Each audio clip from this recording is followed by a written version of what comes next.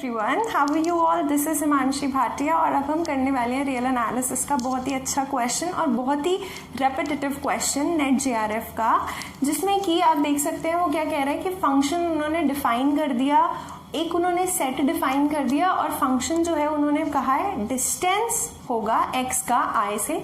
सो वो भी उन्होंने आगे डिफाइन किया है कि वो जो डिस्टेंस होता है वो इनफीमम होता है। ऑल्दो ये बात हमें पता है कि डिस्टेंस इनफीमम से हम रिप्रेजेंट करते हैं, but still they have given it to you.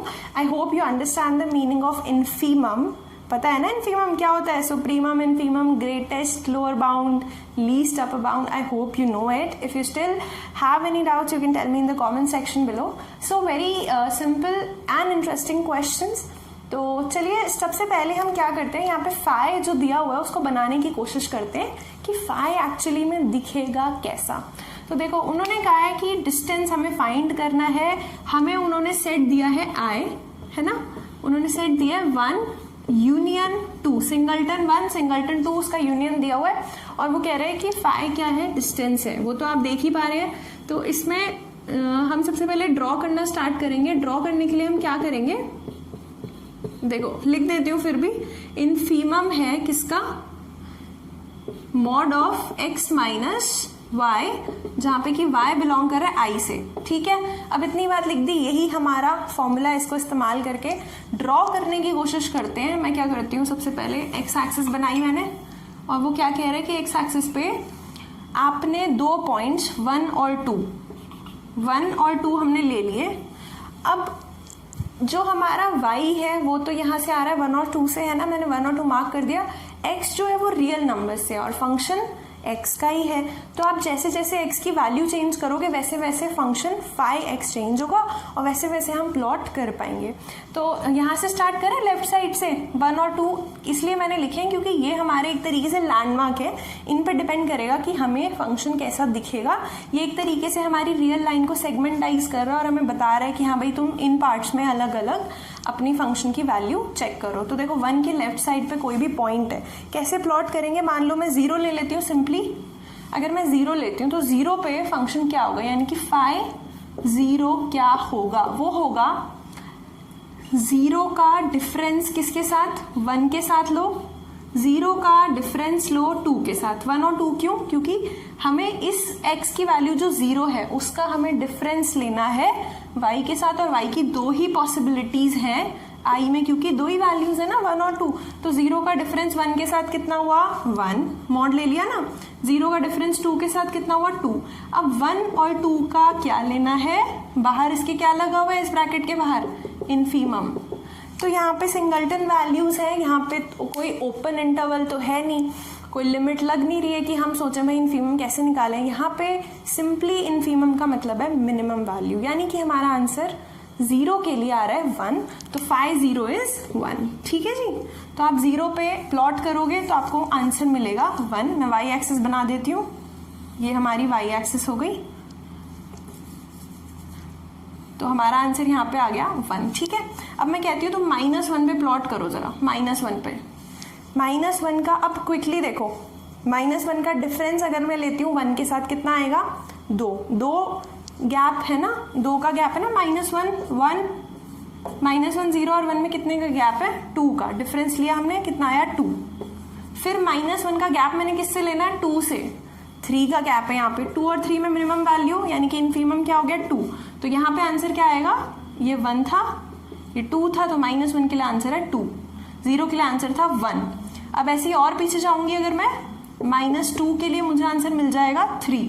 तो हमारा जो ग्राफ है वो कैसे आएगा, 0 के लिए हमारा आंसर 1 आ रहा था ना, तो ऐसे आएगा ग्राफ हमारा, ऐसे। ठीक है, समझ आ रही है। -1 के लिए हमारे पास ये वैल्यू आ गई, 0 के लिए ये आ गई, -2 के लिए हमारे पास 3 वैल्यू आ गई। अब 0 और 1 के बीच में कोई एक वैल्यू लेके देख लो, 1/2। 1/2 के लिए आंसर आपका आएगा 1/2। क्यों 1/2 आएगा, क्योंकि अगर आप 1/2 का डिफरेंस लेते हो 1 के साथ, 1/2 आता है। 1/2 का डिफरेंस लेते हो, सॉरी गलत बोल दिया क्या मैंने, 1/2 का डिफरेंस 1 के साथ 1/2, 1/2 का डिफरेंस 2 के साथ कितना आता है, 1/2 और 3 का डिस्टेंस कितना आता है, देखो ये आता है 5/2, यानी कि 2 के साथ लेना था, सॉरी ये आपका आता है 3/2 मॉड लेने के बाद, ठीक है। अब 1/2 और 3/2 में कौन छोटा है? 1/2, इन्फीमम लेना था, तो इसलिए 1/2 के लिए आंसर भी यहाँ पे हमारे पास 1/2 ही आएगा, तो ये पॉइंट हमारा प्लॉट हो गया। अब 1 के लिए अगर मैं आंसर देखूँ, यानी कि 5/1 कितना होगा? 5/1 1 का ही डिस्टेंस देख रहे हो किसके साथ? एक बार 1 के साथ 0 आ गया, एक बार 2 के साथ 1 आ गया, 1 का डिस्टेंस 0 और 1 का डिफरेंस 1 और 2 के साथ देखा 0 और 1 आया, आंसर कितना आएगा? 0, क्योंकि मिनिमम की बात हो रही है तो 1 पे आंसर 0, ठीक है। ये लाइन हमारी आ गई, ऐसे ही चलता रहेगा पीछे।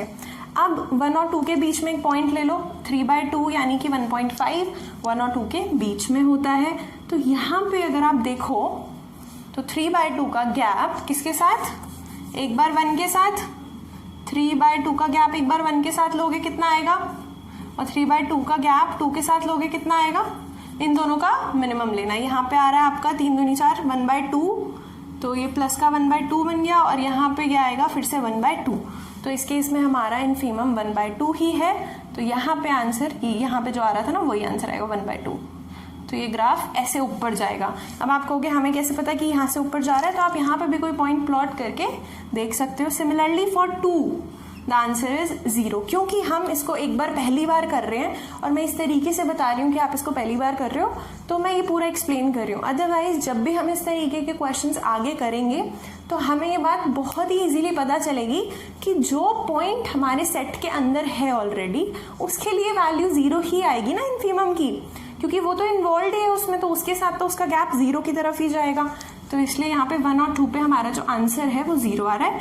जैसे यहाँ पे हमारा गैप बढ़ रहा था 1 के पीछे, ऐसे 2 के आगे भी हमारा गैप बढ़ेगा। क्यों बढ़ेगा? आप 3 पे चेक कर सकते हो, आंसर 1 आएगा। 4 पे आंसर आप चेक कर सकते हो, 2 आएगा। कहो तो एक बार 3 पे करके बता देती हूँ। 3 का गैप 1 के साथ होता है 2, 3 का गैप 2 के साथ होता है 1, तो 2 और 1 में छोटा कौन है? 1 है, तो इसलिए आंसर कितना आ गया? 1. So enough of explanation of how we plot phi. Now you look at the graph and you can simply take the answer. किसकी बात हो रही है? फर्स्ट जो हमारा ऑप्शन है वो कह रहे हैं कि phi is not continuous, which is wrong. Clearly when you draw this graph you don't have to lift the pen. Pen उठाने की ज़रूरत नहीं पड़ रही, तो ग्राफ continuous है। अब अगर हम दूसरा, तीसरा, चौथा ऑप्शन देखें तो वो डिसकॉन्टिन्यूटी के पॉइंट, उसकी डिफरेंशियबिलिटी के पॉइंट्स की बात कर रहे हैं कि कहाँ पे डिफरेंशियबल नहीं होगा। तो इस ग्राफ में जहाँ जहाँ पे आपको नॉच दिख रही है, कॉर्नर पॉइंट दिख रहे हैं, वहाँ पे ग्राफ हमारा नॉट डिफरेंशियबल है। तो 1 पे, 3/2 पे और 2 पे, इन 3 पॉइंट्स पे हमारा जो ग्राफ है वो नॉन डिफरेंशियबल है। So now you know the answer. तो मुझे याद नहीं है क्योंकि स्क्रीन पे अभी मुझे नहीं पता कि वो ऑप्शन नंबर कौन सा है, लेकिन आई थिंक सी या डी में से कोई है कि 1, 3/2 और 2, वहाँ पे इन 3 पॉइंट्स पे ये फंक्शन नॉन डिफरेंशियबल होगा। नॉट डिफरेंशियबल एट 3 पॉइंट्स, ठीक है जी। तो वो आपका आंसर है। आई होप आपको कॉन्सेप्ट की अंडरस्टैंडिंग हुई है। मैं इजी क्वेश्चंस करवा रही हूँ जो कि इम्पॉर्टेंट भी हैं। सो आपको मदद मिलेगी काफ़ी इनसे। So thanks a lot for watching this video. अगर आपका कोई डाउट है तो कमेंट सेक्शन में बता सकते हैं। And take care, I will see you next time. Keep smiling, bye bye.